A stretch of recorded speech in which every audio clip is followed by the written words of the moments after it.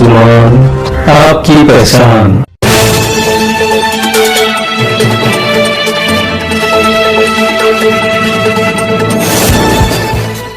नाज़रीन किराम, जैसे कि आपको मालूम है कि लगातार देश में और ख़ासकर उड़ीसा में पेट्रोल और डीजल के रेट दिन ब दिन बढ़ते चला जा रहा है। और इस वक्त उड़ीसा बालासोर में जो हाल है कि पेट्रोल 81 रुपये लगभग, यानी 80 रुपये 94 पैसा, और डीजल भी 80 को लगभग छूने को है। ये तमाम बढ़ते डीजल और पेट्रोल के जो इजाफी रेट है, इसको लेकर आम लोग तो परेशान ज़रूर हैं।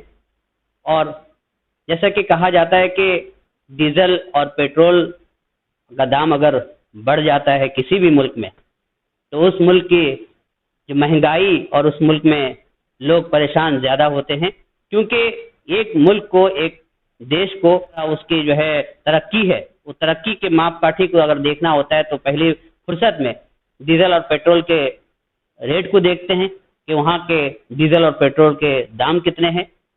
डीजल पेट्रोल सिर्फ गाड़ी तक महदूद नहीं है, यहाँ तक कि किसान भी अपने डीजल पेट्रोल का इस्तेमाल करते हैं। अपने यहाँ तक कि खेत में जो काम में इंजन चलता है या मशीन चलता है, उस पर भी जो है इस्तेमाल होता है। कहीं ना कहीं ये तमाम चीज़ जो है जाकर जुड़ता है लोगों के पेट तक, लोगों के दाल चावल आटा तक, लोगों के घरों तक, और महंगाई वहीं से बढ़ जाती है। लोग पहले डीजल और पेट्रोल के अगर रेट बढ़ जाते थे तो लोग रास्ते पे उतरते थे, आवाज़ें उठाते थे। अब इतनी दिन ब दिन, अब आपको पता होगा कि इसी जून महीना, ये 2020 का जून महीना चल रहा है, कोरोना के लिए लोग घर पे महफूज हैं, घर पे बैठे हैं। लॉकडाउन, फिर अनलॉक, फिर शटडाउन, जैसा बालासोर में शटडाउन 2 दिन रहता है।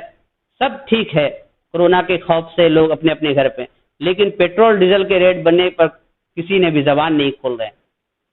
आज हमारे सामने समाजी कारकुन सैयद सलीम रज़ा मौजूद हैं, जो खुद एक इंजीनियर हैं और उनको डीजल पेट्रोल के बारे में अच्छी तरह जानकारी है, क्योंकि उनके भी 4 पहिए वाले गाड़ी, एक नहीं 4-4 गाड़ियां उनके पास है।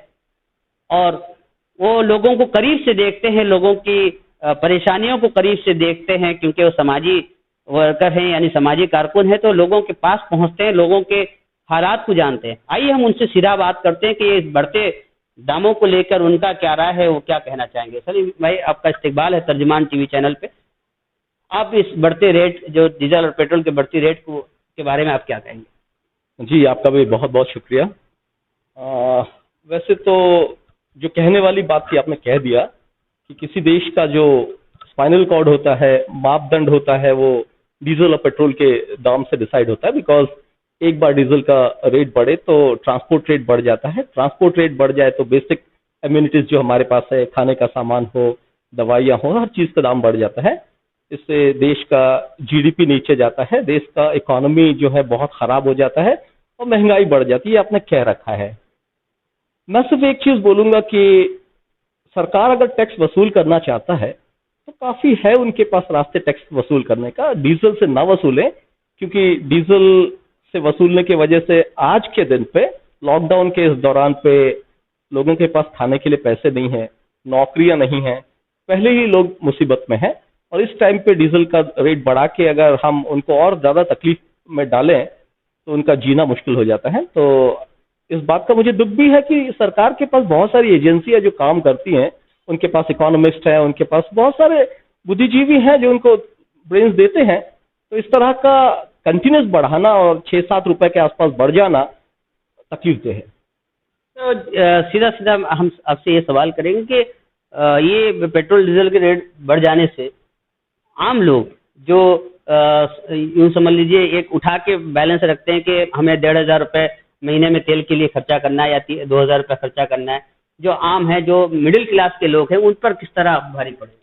देखिए, डीजल और पेट्रोल के दाम बढ़ने से सही माने में देखा जाए तो मिडिल क्लास और लोअर क्लास को ज़्यादा इफेक्ट होगा।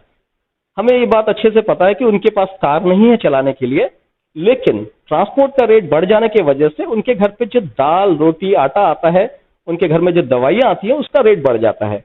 तो पहली बात है, इस लॉकडाउन में उनकी कमाई बंद है, वो काम पे नहीं जा पा रहे बिकॉज लॉकडाउन है, कहीं कहीं शटडाउन भी है। तो एक ऐसा इंसान जो कमा नहीं रहा है, उसके पास जमा पूंजी खत्म हो रहा है और उसके घर में अगर हर चीज महंगा होने लगे तो उसका जीना बड़ा मुश्किल हो जाता है, कठिन हो जाता है। आपने ये देखा होगा कि हिंदुस्तान में काफी लोग सुसाइड कर रहे हैं क्योंकि तकलीफ है उनको, एंटरटेनमेंट नहीं है, बाहर नहीं जा पा रहे हैं, अपने दुख किसी को बता नहीं सक रहे हैं, और उसी दौरान उनके ऊपर अगर ये डंडा पड़े कि हर चीज आपको खाना से लेके जीना महंगा हो जाए तो बहुत मुश्किल होने लगता है। जैसे कि सलीम भाई, आप भी किसी पार्टी से जुड़े हुए हैं, पार्टी का बात अगर सामने आता है तो जो अभी हुकूमत में है, जो पार्टी पूरे मुल्क में जिसकी हुकूमत है, यही पार्टी कहा करती थी कि जब हमारी हुकूमत आ जाएगी तो हम पेट्रोल और डीजल को 34 रुपए या 36 रुपए में मुहैया करवा देंगे, और क्यों इससे पहले वाली सरकार जो है इसको दाम बढ़ाती नहीं है। तो इस सरकार आने, फुल बहुमत में आने के बावजूद 80 रुपए तक पेट्रोल तक दाम बढ़ जाना, आपको क्या लगता है? देखिए, आपने कहा कि मैं किस पर्टिकुलर पार्टी में हूं। यहाँ मैं पार्टी के बिहाफ में नहीं बोल रहा हूँ, एक आम नागरिक के रूप में बोल रहा हूँ, एक हिंदुस्तानी के रूप में बोल रहा हूँ। देखो, हमने देखा है 6 साल के बीच में कि काफी महंगा हुआ है हर चीज। यहाँ तक कि गैस सिलेंडर जो है वो 900 पहुंचा है बिना सब्सिडी का।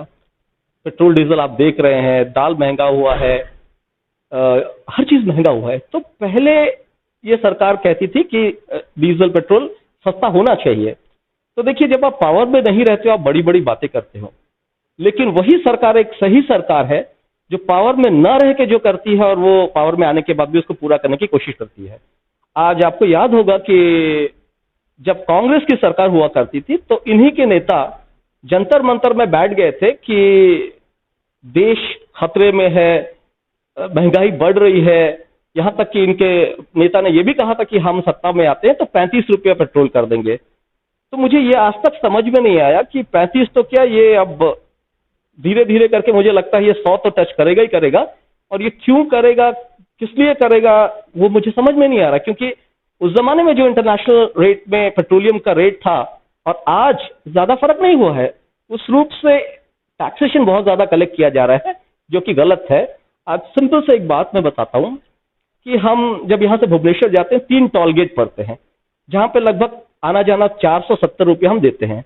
वो 470 का टैक्स हम इसलिए देते हैं कि रोड्स का मेंटेनेंस होगा, सही रास्ता मिलेगा, आप आराम से सफर कर पाएंगे। लेकिन मैंने देखा है कि रास्ते बहुत खराब है, 15-20 जगह पे रोड टूटा हुआ है, डाइवर्शन है, तो वो टोल का पैसा जाता कहाँ है? उसके बावजूद आप अगर पेट्रोल डीजल का रेट बढ़ाएंगे टैक्स के रूप में, तो मुझे समझ में नहीं आ रहा है ये क्यों बढ़ा रहे हैं।